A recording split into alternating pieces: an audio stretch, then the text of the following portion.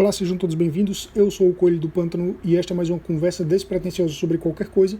Só que hoje não é exatamente sobre qualquer coisa, porque eu vou falar sobre Wild Dog, ou como é mais conhecido aqui no Brasil, ou talvez não tão conhecido assim, o Cão Raivoso. A resposta da DC Comics ao Justiceiro da Marvel.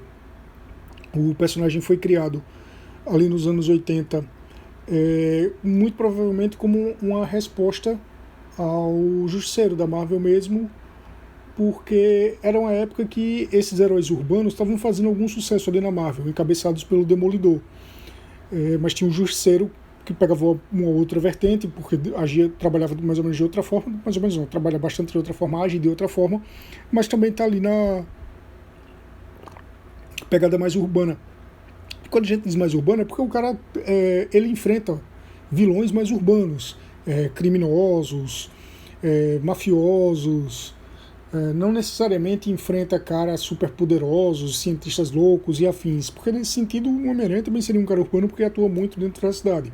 Mas as aventuras do Homem-Aranha são mais despirocadas, digamos assim. As de Demolidor, Justiceiro, estão um pouco mais com o pé no chão, apesar do Demolidor ter seus superpoderes. E a DC ela não alcançava muito esse público, porque os vilões da DC, os heróis da DC, eles sempre enfrentaram esse tipo de vilões poderosos. Mesmo o Batman, boa parte dos vilões do Batman não tem superpoderes, boa parte deles são criminosos, mas eles sempre têm alguma habilidade, eles sempre contam com algum mecanismo, eles sempre envolvem alguma organização que torna o negócio ali megalomaníaco, por mais que Batman seja um detetive e suas aventuras tenham tipo um pouco pé no chão, mas sempre sai dessa aí. Tanto que Batman é um dos arquétipos de super-herói. Então, para alcançar esse público que estava sendo atraído por Demolidor e Justiceiro na Marvel, Max Allan Collins e Terry Beatty criaram o Wild Dog, criaram o Cão Raivoso em 1987. Ele estreou numa minissérie própria. E primeiro dar um background geral do personagem.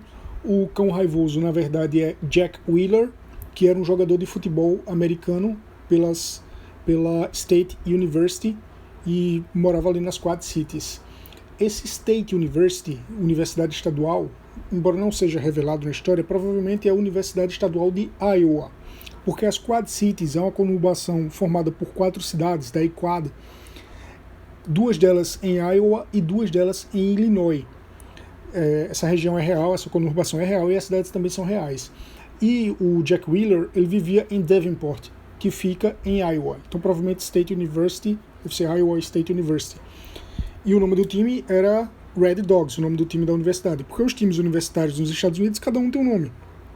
Inclusive Dogs é um nome muito comum para times universitários. E eles têm várias equipes. Então, por exemplo, a Universidade de Yale, o nome do time é Bulldogs. Então tem o Yale Bulldogs, aí tem um time de futebol americano do Yale Bulldogs, tem um time de basquete do Yale Bulldogs, tem um time de hóquei no gelo do Yale Bulldogs, tem um time de futebol, soccer, do Yale Bulldogs e por aí vai. Então ele jogava pela State University, Red Dogs, o time de futebol americano. Ele tinha uma bolsa, ele era um bolsista, porque, já falei em outros vídeos, universidade nos Estados Unidos é uma coisa muito cara.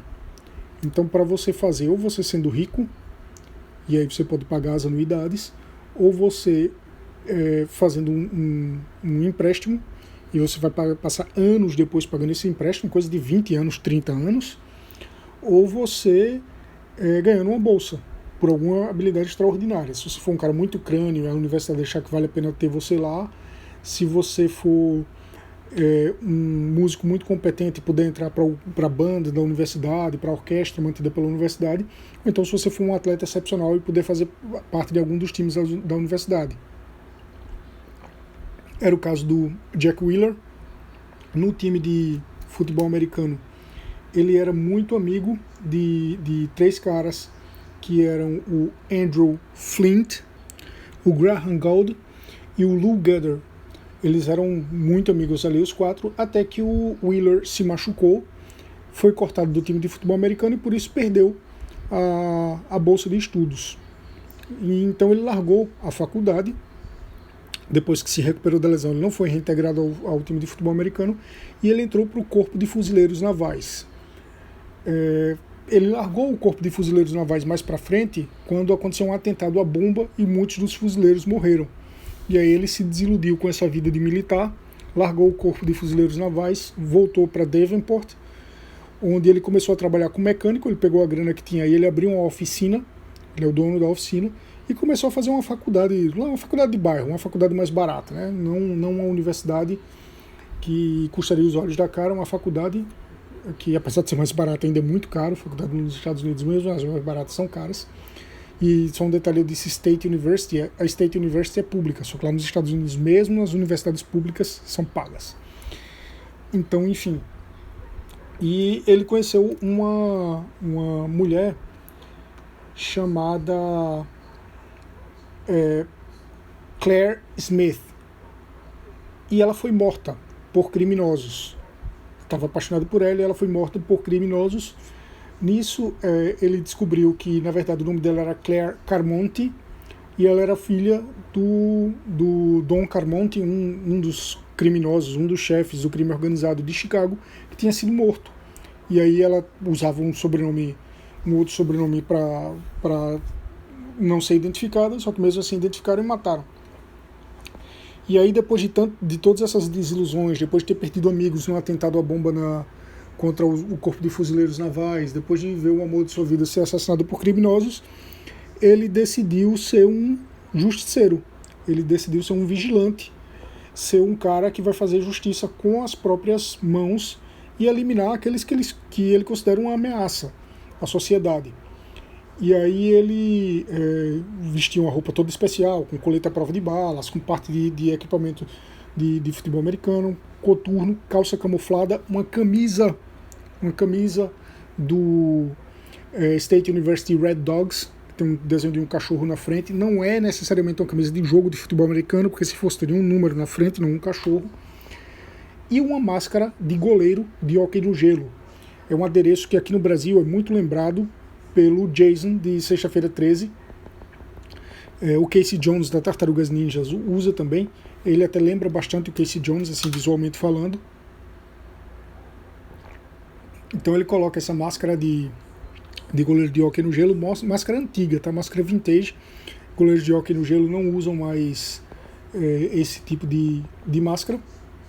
E passou a combater o crime com a mesma brutalidade do justiceiro. Ele é um especialista em armas, né, já que ele serviu aos fuzileiros navais, então ele tem bastante armas. Inclusive, na propaganda do personagem, a DC Comics dizia que o superpoder dele era armas de fogo, no caso sendo bem específico, guns. E para você ver que ele tem bastante semelhanças com o justiceiro. Ele é um cara que age com brutalidade contra criminosos, ele mata os criminosos, ele chega atirando letalmente. Ele é um especialista em armas, ele serviu às Forças Armadas e ele decidiu virar um vigilante, decidiu entrar para essa vida de combate ao crime depois de perder uma pessoa muito importante para ele, depois de perder amigos e uma pessoa muito importante para ele, a questão da perda. Tudo isso são elementos que fazem parte tanto do Cão Raivoso quanto do Justiceiro. E esse apelido, Cão Raivoso, apesar de ter um cachorro na camisa dele, ele ganhou, na verdade, da polícia e da imprensa, porque uma seita, um grupo chamado Comitê da Mudança Social começou a atuar ali nas Quad Cities, e eles geralmente matavam pessoas e eles queriam a atenção da mídia e do público. Então eles sempre causavam atentados de modo a chamar a atenção e requerer que as câmeras ficassem nele para eles passarem as mensagens, né? No primeiro volume da minissérie do Wild Dog, do Cão Raivoso, eles estão para fazer uma reportagem sobre a abertura desse centro. De repente ele explode o lugar, pega a repórter e o cameraman de refém e pede para eles manterem a transmissão no ar, que ele vai lá fazer o discurso dele. Um negócio meio religioso, meio revolucionário, social e tal. E aí o cão raivoso vai lá, chega lá, mata todo mundo e liberta os reféns. E como ele fez algo errado, como ele fez algo que não pode ser tolerado, que a polícia não tolera, que a justiça não tolera, que as leis não toleram, que foi matar os inimigos, que é uma atitude que nenhum outro super-herói toma, só os super-heróis mais despirocados, como por exemplo o Justiceiro ou o Deadpool, ele obviamente seria perseguido pela polícia. E pela perseguição policial e pela imprensa dando a notícia do personagem, que ele ganhou o nome Cão Raivoso. Um chefe de polícia lá diz, pô, vão atrás desse cara, peguem ele, como quem procura um cão raivoso no meio da rua, no original eles dizem Wild Dog, e aí vira o apelido dele junto à imprensa e ele passa a ser conhecido como Cão Raivoso. O personagem teve essa primeira minissérie de 4 edições entre 1987 e 1988, se eu não me engano. Em 1989 ele teve mais uma edição especial, uma one shot, e nos anos 90 ele teve alguns arcos de aventuras na Action Comics. Ele teve algumas aventuras menores ali na Action Comics, curtas, mas que duraram algumas edições, mas eram todas edições de curta. As histórias eram sempre histórias de curta duração. Ele tem alguns aliados na jornada dele contra o crime organizado, que são os caras que eram grandes amigos dele no time de futebol americano, o Andrew Flint, o Graham Galt e o Lou Goddard. E ele também tem uma espécie de aliada que é a Susan King, que é uma repórter de TV. Desses aí, o único que sabe a identidade secreta do Cão Raivoso é o Andy Flint, que cada um deles, eles eram amigos de futebol americano, mas obviamente esses caras se formaram, saíram da faculdade e cada um deles seguiu uma carreira na vida. Então o Andy Flint virou chefe de polícia, o Graham Galt ele trabalha para o serviço americano de inteligência e de segurança, então ele é membro ele é um agente federal. O Lou Goddard virou jornalista ali na região das Quad Cities. E inclusive na primeira minissérie só é revelada a identidade do Cão Raivoso na 4ª edição. Nas 3 primeiras edições, antes do Cão Raivoso aparecer, a história sempre dava um jeito de mostrar que esses 4 personagens sumiram. O Andrew Flint, o Andy Flint, o Graham Galt, o Lou Goddard e o Jack Wheeler, que é o Cão Raivoso, no fim das contas. Eles sempre sumiam e você não sabia exatamente quem ali assumiu o papel de Cão Raivoso. De repente o Cão Raivoso aparecia. Essa repórter viu no Cão Raivoso uma oportunidade dela deixar de ser uma jornalista de casinhos pequenos, de cidade de interior. Ela se queixava disso, de ser uma repórter que não tinha oportunidade de fazer nenhuma cobertura grande. Quando ela soube quando ela foi salva pelo Cão Raivoso e ficou sabendo da existência dele, ela decidiu cobrir o caso para ver se dava um salto na carreira. E ela meio que identifica esses 4 suspeitos de serem um cão raivoso. É meio que a partir dela que surge a suspeita desses caras, até que depois, no fim das contas, o Andrew Flint descobre que o Jack Wheeler era, na verdade, o cão raivoso. E fica aí uma relação de conflito, porque ele sabe a forma como o cão raivoso age e não pode concordar. Inclusive tem alguns momentos que ele fica naquela de, porra, você fez algo errado, eu tenho que te prender. E aí o cão raivoso faz, olha, eu não atirei primeiro em ninguém, eles atiraram primeiro em mim, e aí eu reagi, atirei, etc. Aí fica naquela coisa meio... uma situação bem anti-herói, e um chefe de polícia sendo um homem correto, um homem que anda na linha, como o comissário Gordon, um cara que quer que tudo seja feito pela lei, e ele tem que lidar com esse personagem que ao mesmo tempo quebra a lei, portanto é algo que ele reprova, mas que está ajudando a limpar a cidade de criminosos, está impedindo que outras pessoas sejam vítimas de criminosos, no fim das contas. E uma mostra de que o Cão Raivoso é um cara que muitas vezes ele vai além do justiceiro na atuação dele contra o crime. Na primeira história, quando ele mata os caras lá da organização do Comitê de Mudança Social, e quando ele está saindo do local onde eles estavam, libertando os reféns, Susan King, que era a repórter, e o cameraman, a polícia cerca ele e aponta as armas, né? Faz, se renda que o que você fez aí, você assassinou pessoas aí dentro, você tem que ser preso, você não pode fazer justiça com as próprias mãos. E aí ele pega a Susan King como refém, entra com ela no carro, foge. E depois solta ela, lógico, ele não ia fazer nenhum mal contra ela, ele é um herói, um anti-herói, mas de acordo com o conceito dele, ele é um herói, e aí ele soltou ela, ele só pegou ela de refém para poder se livrar da perseguição policial. Durante as aventuras dele na Action Comics, os arcos de aventura dele na Action Comics, ele chegou a ter um coadjuvante, que é o Wild Pup, que é um moleque, um pré-adolescente.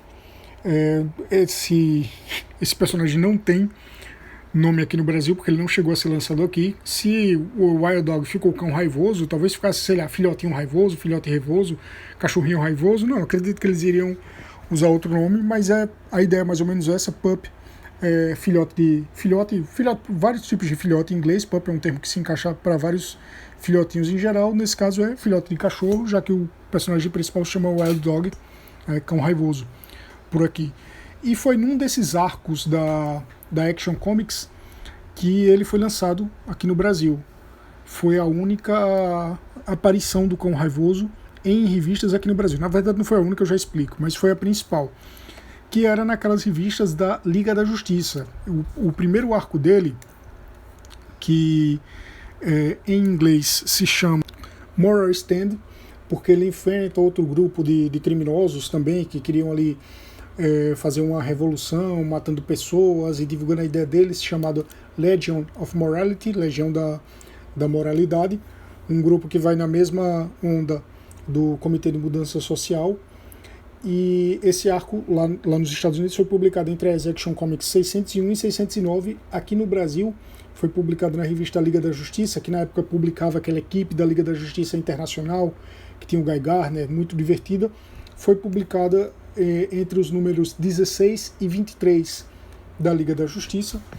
Os outros arcos dele, que também foram publicados na Action Comics, inclusive quando aparece o Wild Pup, o sidekick dele, o ajudante mirim dele, ele não curte muito a presença desse moleque, ele não acha que um moleque, um jovem pré-adolescente tem que estar na luta contra o crime, porque é muito arriscado e tal. Esse arco também não foi publicado aqui no Brasil.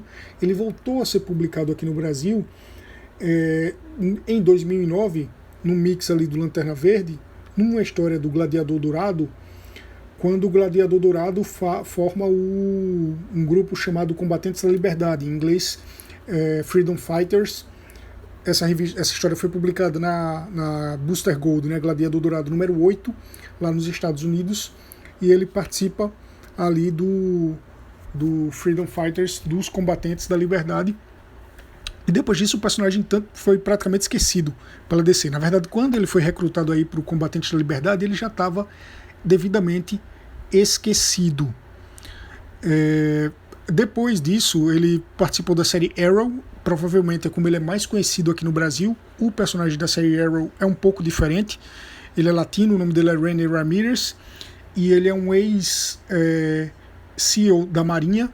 SEAL seria uma espécie de tropa de elite da Marinha americana, ou seja, ele também tem um background militar, mas ele é de uma outra organização, né, de um outro ramo das forças militares, porque muita gente confunde aqui no Brasil, mas Corpo de Fuzileiros Navais e Marinha não é a mesma coisa. Lá nos Estados Unidos são 4 instituições que formam as Forças Armadas Americanas: o Exército, a Aeronáutica, a Marinha e o Corpo de Fuzileiros Navais. São 2 coisas diferentes. Então esse Cão Raivoso, que aparece na série Arrow, ele era um Navy SEAL. Ele usa na primeira temporada que ele participa um uniforme exatamente igual dele, com a máscara de goleiro de hóquei. com a camisa da State University lá, com o Red Dog desenhado, com a calça camuflada. Bem fiel o visual, talvez seja um dos visuais de quadrinhos mais fiéis já reproduzidos, tanto na TV quanto no cinema. Aí nas temporadas seguintes mudaram bastante o visual dele, ele ficou com a roupa toda preta, uma máscara preta, um visual mais tático, digamos assim. E recentemente o Cave Carson foi revivido pela DC. O Cave Carson era um personagem publicado ali nos anos 60, acho que só nos anos 60 mesmo, quando quadrinhos de aventura estavam muito em alta. Basta ver a linha de quadrinhos da Marvel na época, que tinha muito mais quadrinhos de aventuras, de suspense, de mistério, do que quadrinhos de super-herói em si. Os quadrinhos de super-herói até foram surgindo dentro dessas histórias e depois foram tomando o mercado. Então tinha o Cave Carson, que é uma espécie de Indiana Jones da DC Comics. A DC reviveu o Cave Carson em 2016 pelo selo Young Animal, que é uma espécie de selo adulto da DC e se diferencia do Vertigo, porque o Vertigo tem histórias geralmente mais sombrias. O Young Animal não, são histórias mais fantasiosas, como qualquer história de super-herói, só que com violência, com gore. Então por isso acaba sendo uma história mais voltada mais ao público adulto. Inclusive um dos cabeças desse Young Animal, desse selo, é o Gerard Way, né, qual é o nome da banda desse cara? Good Charlotte, isso, nem precisei pesquisar que eu lembrei. É o Gerard Way do Good Charlotte, que é o autor de Umbrella Academy. Ele é um dos idealizadores do selo Young Animal e ele é um dos caras que escreve a revista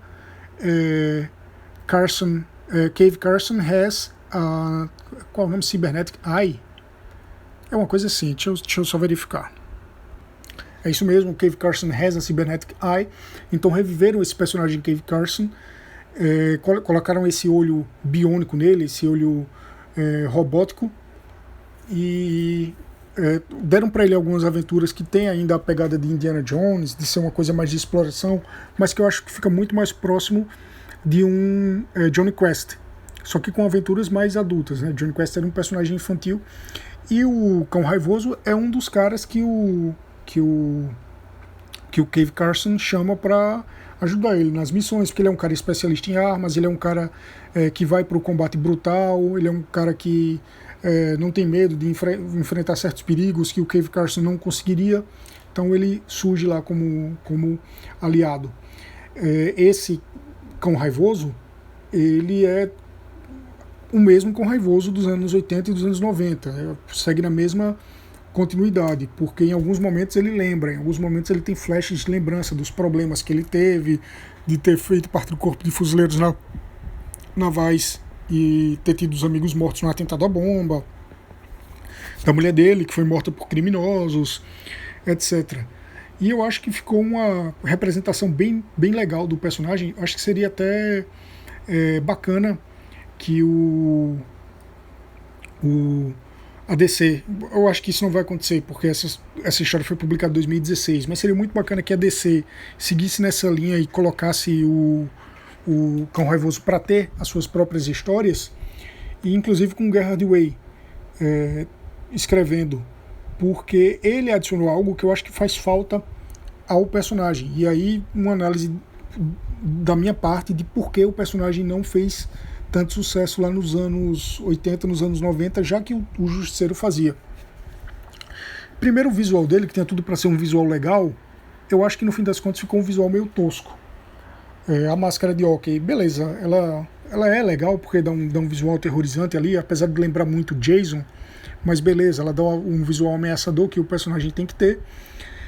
A camisa da faculdade até vai, porque se fosse colocar uma camisa preta nele, iria ficar muito Justiceiro. O personagem já tem um background muito parecido com o Justiceiro. Se usasse uma roupa parecida também iria ficar muito parecido com o Justiceiro.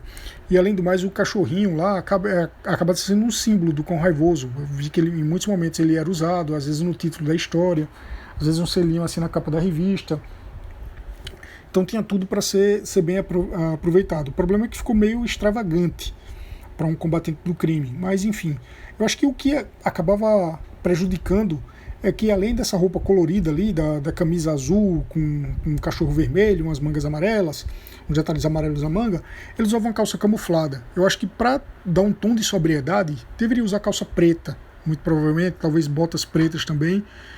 Então eu acho que acabou ficando um personagem colorido demais para ser aquilo que ele se propunha a ser. Talvez se usasse um tom de azul mais escuro, um azul marinho, e calça preta, isso resolvesse. Aí você estava fugindo da semelhança com o Justiceiro e resolveria, mas enfim, isso sou eu cagando regra para o que eu acho que o personagem deveria ser visualmente. Ele não necessariamente tem que ser assim para ficar legal, porque o que importa são boas histórias. E eu acho que foi isso que faltou, no fim das contas, ao Cão Raivoso, porque ele era um personagem muito pouco humanizado.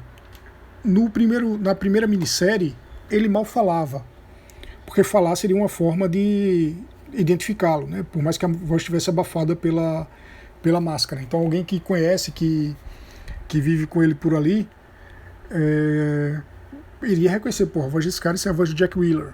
Então ele mal falava, ele falava de vez em quando, mas ele evitava.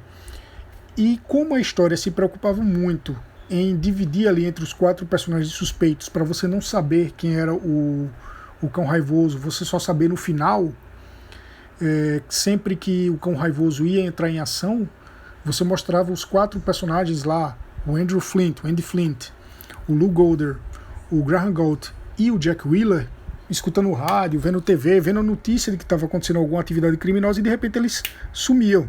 Aí depois aparecia o Cão Raivoso e você ficava, opa, quem é que é o Cão Raivoso? Isso fez com que a vida pessoal do personagem não fosse desenvolvida, porque o foco não estava ali no Jack Wheeler a princípio. Depois até o foco até ficou nele, mas a princípio não estava ali nele.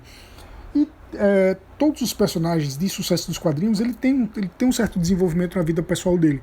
Mesmo os personagens da DC, que são uma espécie de deuses, o Super-Homem, o Batman, a Mulher Maravilha, eles têm a vida pessoal deles. O Super-Homem tem lá a vida dele no planeta diário, conviver com os colegas, trocar uma ideia com os colegas, ser apaixonado pela Lois. O Batman também, de certo modo, ele tem a vida pessoal dele. Ele é um cara ricaço, então ele não tem muitos problemas na vida, mas ele sempre está lá trocando ideia com o Alfred, com o Robin. Ele fala sobre problemas, sobre o trauma da perda dos pais. E os heróis da Marvel nem se fala, o Homem-Aranha, até mesmo a Marvel, o pessoal considera muito a Marvel é a editora dos humanos e a DC é a editora dos deuses, mas a Marvel tem alguns personagens que são deuses até literalmente, porque tem o Thor, mas o Capitão América, eu acho que você poderia colocar nesse patamar, mas a Marvel sempre deu um jeito de trabalhar a humanidade dos personagens, mesmo numa equipe despirocada como o Quarteto Fantástico, e eu acho que isso faltou ao Wild Dog, faltou tanto na minissérie original do personagem, quanto nos arcos seguintes. Eu disse que na minissérie não deu para trabalhar bem isso, porque eles estavam preocupados ali em desviar a atenção de quem seria o personagem, até apresentar no final a identidade secreta dele, mas na edição One Shot e nas outras minisséries, isso também poderia ser trabalhado e não foi. Como eram histórias curtas, os escritores, que continuava o escritor continuava sendo o Max Collins, ele estava muito preocupado em entregar a ação. Então não deu para desenvolver essa parte. A área de atuação do Cão Raivoso, particularmente, eu acho muito interessante, que as Quad Cities, como eu disse, são 4 cidades entre os estados de Iowa e Illinois, Davenport e Bettendorf em Iowa, Rock Island e Moline em Illinois. Hoje, na verdade, até tem uma 5ª cidade que é considerada parte das Quad Cities, que é East Moline. Então fica até meio contraditório, porque esse quadro se refere ao fato de serem 4 cidades, no fim das contas tem 5. Mas, enfim, existem outras Quad Cities nos Estados Unidos, tem uma conurbação de 4 cidades que chamam de Quad Cities em Minnesota, assim como tem conurbação de 3 cidades que chamam de Tri-Cities, tem conurbação de 2 cidades que chamam de cidades gêmeas, talvez as mais famosas sejam St. Paul e Minneapolis, e Minnesota.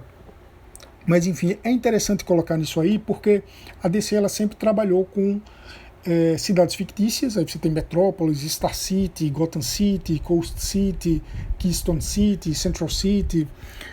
Ou então você tem cidades grandes, e aí tanto na Marvel tanto na DC quanto na Marvel. Aí você tem Nova York, São Francisco, Los Angeles, Chicago, mas nunca cidades pequenas. E as Quad Cities são 4 cidades pequenas que formam uma grande conurbação, formam uma região metropolitana relativamente grande, mas nada como essas grandes cidades que geralmente servem de palco para os Estados Unidos, para as aventuras dos heróis lá nos Estados Unidos. É tanto que nas histórias do Cão Raivoso, as Quad Cities são vendidas como uma cidade de interior, um local tranquilo, mas que acaba recebendo reflexos, por exemplo, da máfia de Chicago, fazendo uma associação aí entre Chicago e o tempo da Lei Seca, que tem o Chicago Outfit, que tem o Al Capone, em que o crime organizado ítalo-americano era muito forte. Então, por ficar ali entre Iowa e Illinois, próximo de Chicago, acaba recebendo reflexos da criminalidade de lá, e aí o Cão Raivoso ele tem todo um universo urbano de criminalidade para enfrentar. Tudo isso seria um elemento para um personagem legal se ele tivesse a vida pessoal dele melhor explorada. Recentemente teve um arco aí do Justiceiro. Cara, quem era que era o autor? Edmondson. Nathan Edmondson, não confundir com Sarah Edmondson, mas enfim, Nathan Edmondson, e o artista era Mitch Gerrits, ou Gerrits.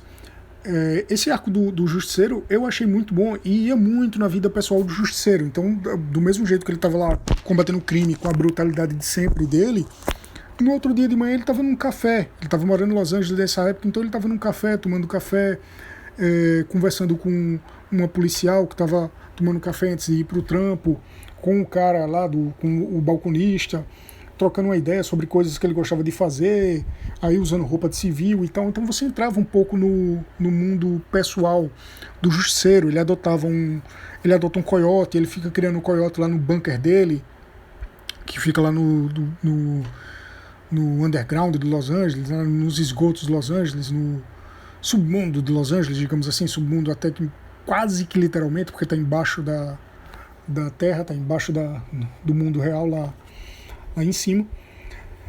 E eu acho que se o Cão Raivoso ele tivesse mais essa pegada, talvez pudesse ser um sucesso. Mas infelizmente nunca foi explorado dessa forma, e eu acho que nesse revival aí do selo Young Animals seria muito bom que fosse apresentado dessa forma. Eu acho que a DC não pretende, mas caso você queira conhecer o Cão Raivoso, tem essas edições da Liga da Justiça, que além de tudo são edições que valem a pena pela Liga da Justiça. É uma Liga da Justiça muito divertida, tem o Senhor Milagre, enfim, eu acho que o grande destaque é o Guy Gardner, o Batman aparece, o Lobo aparece, e tem essas histórias do Cão Raivoso. Mas se for na importação, que eu acho mais recomendável, aí para mim você tem que importar essa do Cave Carson, essa série do Cave Carson. Cave Carson Has a Cybernetic Eye, que eu acho que durou 12 números e 2 encadernados, que tem uma representação muito legal do Cão Raivoso. Não faço ideia de como é o Cão Raivoso na série Arrow, apesar de saber que o personagem está lá, do que se trata, de como ele evoluiu e tal, da identidade secreta dele, porque eu não assisto Arrow. Mas então é isso. Essa foi mais uma conversa despretensiosa sobre qualquer coisa. Se você escutou até aqui, um abraço, você é foda, e até a próxima conversa.